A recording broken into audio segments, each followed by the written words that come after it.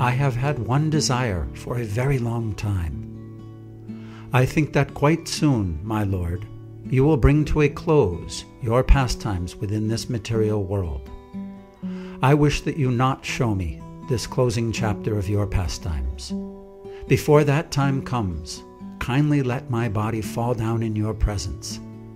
I wish to catch your lotus feet upon my heart and see your moon-like face. With my tongue I shall chant your holy name, Sri Krishna Chaitanya. That is my desire. Kindly let me give up my body in this way. O most merciful Lord, if by your mercy it is possible, kindly grant my desire. Let this low-born body fall down before you. You can make possible this perfection of all my desires. My dear Haridasa, Krishna is so merciful that he must execute whatever you want. But whatever happiness is mine is all due to your association. It is not fitting for you to go away and leave me behind. Catching the lotus feet of Sri Chaitanya Mahaprabhu, Haridasa Thakur said, My dear Lord, do not create an illusion. Although I am so fallen, you must certainly show me this mercy. My Lord, there are many respectable personalities, millions of devotees who are fit to sit on my head. They are all helpful in your pastimes. My Lord, if an insignificant insect like me dies, what is the loss? If an ant dies, where is the loss to the material world? My Lord, you are always affectionate to your devotees. I am just an imitation devotee, but nevertheless, I wish that you fulfill my desire. That is my expectation. Because he had to perform his noon duties, Sri Chaitanya Mahaprabhu got up to leave, but it was settled that the following day, after he saw Lord Jagannath, he would return to visit Haridasa Thakur. After embracing him, Sri Chaitanya Mahaprabhu left to perform his noon duties and went to the sea to take his bath. The next morning, after visiting the Jagannath temple, Sri Chaitanya Mahaprabhu, accompanied by all his devotees, went hastily to see Haridasa Thakur. Sri Chaitanya Mahaprabhu and the devotees came before Haridasa Thakur, who offered his respects to the lotus feet of Sri Chaitanya Mahaprabhu and all the Vaishnavas. Lord Sri Chaitanya Mahaprabhu inquired, My dear Haridasa, what is the news? My Lord, whatever mercy you can bestow upon me. Upon hearing this, Sri Chaitanya Mahaprabhu immediately began great congregational chanting in the courtyard. Vakreshwar Pandit was the chief dancer. Headed by Swarup Damodar Goswami, all the devotees of Sri Chaitanya Mahaprabhu surrounded Haridasa Thakur and began congregational chanting. In front of all the great devotees, like Ramananda Roy and Sarvabhauma Bhattacharya, Sri Chaitanya Mahaprabhu began to describe the holy attributes of Haridasa Thakur. As he described the transcendental attributes of Haridasa Thakur, Sri Chaitanya Mahaprabhu seemed to possess 5 mouths.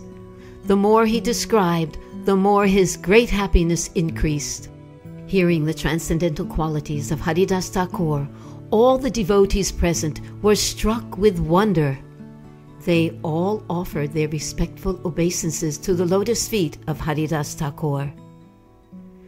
Haridasa Thakur made Sri Chaitanya Mahaprabhu sit down in front of him, and then he fixed his 2 eyes, like 2 bumblebees, on the lotus face of the Lord. He held the lotus feet of Sri Chaitanya Mahaprabhu on his heart, and then took the dust of the feet of all the devotees present and put it on his head. He began to chant the holy name of Sri Krishna Chaitanya again and again. As he drank the sweetness of the face of the Lord, tears constantly glided down from his eyes. While chanting the holy name of Sri Krishna Chaitanya, he gave up his air of life and left his body. Seeing the wonderful death of Haridasa Thakur by his own will, which was just like a great mystic yogi's, everyone remembered the passing away of Bhishma. There was a tumultuous noise as they all chanted the holy names of Hari and Krishna. Sri Chaitanya Mahaprabhu became overwhelmed with ecstatic love. The Lord raised the body of Haridasa Thakur and placed it on his lap.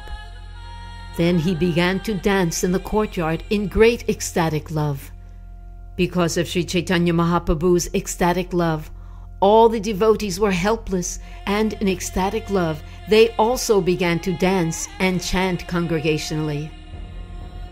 Sri Chaitanya Mahaprabhu danced for some time, and then Swarup Damodar Goswami informed him of other rituals for the body of Haridasa Thakur.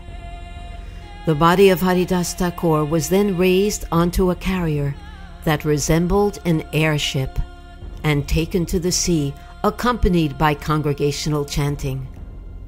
Sri Chaitanya Mahaprabhu danced in front of the procession, and Vikreshwar Pandit, along with the other devotees, chanted and danced behind him.